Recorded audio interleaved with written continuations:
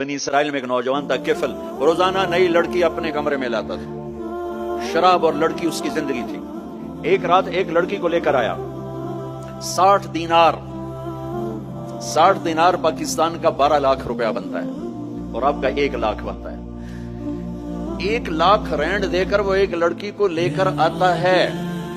جب کمرہ بند کیا تو دیکھا وہ لڑکی رو رہی تھی، تو کفل کہتا ہے میں زبردستی تو نہیں لے کر آیا، ڈیل کر کے لایا ہوں۔ تو وہ روتے روتے بولی کفل طوائف نہیں ہوں، غریب، مجھے غربت نے عزت بیچنے تک پہنچا دیا۔ میں کہا کرتا ہوں جب مالدار لوگ زکوٰۃ نہیں دیتے تو غریبوں کی بیٹیاں طوائف بن جاتی۔ جب مالدار لوگ اپنے جنت بنا دنیا کو جنت بناتے ہیں اور غریبوں کو بھول جاتے ہیں تو غریبوں کی بیٹیوں کی عزتیں یوں نیلام ہوتی ہیں۔ وہ ساری زندگی کے لیے طوائف کا داغ اپنے ماتھے پہ لیتی ہیں اور زندگی بھر عزت کا ایک لمحہ نہیں گزار سکتی۔ اور طوائفوں سے کھیلنے والے وہ ویسے ہی مسٹر رہتے ہیں، وہ ویسے ہی ہز ہائنس رہتے ہیں، وہ ویسے ہی یور آنر رہتے ہیں۔ ایک بچی کی عزت برباد ہو گئی اور اس خبیث کی عزت ویسے کے ویسے ہے۔ اس لیے تو میرے اللہ نے قیامت کا دن رکھا ہے، اس لیے تو میرے اللہ نے قیامت کا دن رکھا ہے۔ ہائے ہائے ہائے ہائے، ایسے تو نہیں حسین سر کٹوا کے نیزوں پہ چڑھ گئے اور آل رسول گھسیٹے گئے اور بوٹی بوٹی ان کے ہو گئی کہ اللہ کو نہیں چھوڑنا باقی سب چھوڑ دیں گے۔ جس امت کے پاس کربلا کی تاریخ ہو وہ امت نماز چھوڑ دے، وہ امت جھوٹ بولے، شراب پی، زنا کرے۔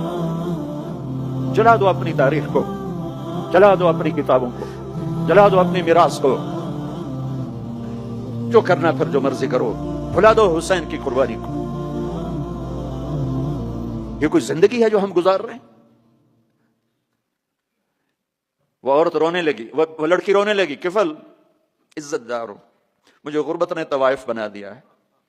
تو کفل رو پڑا اور کہنے لگا میری بہن جس عزت سے آئی تھی چلی جا، جو پیسے دیے ہیں جا اپنی غربت میٹا، ہدیہ 60 دینار 1 لاکھ رینڈ بنتا ہے، جا اپنی غربت میٹا، اور میرے لیے دعا کر، میں بہت گندا انسان ہوں، میں تیری آنسوؤں کو دیکھ کر میں بھی توبہ کرتا ہوں۔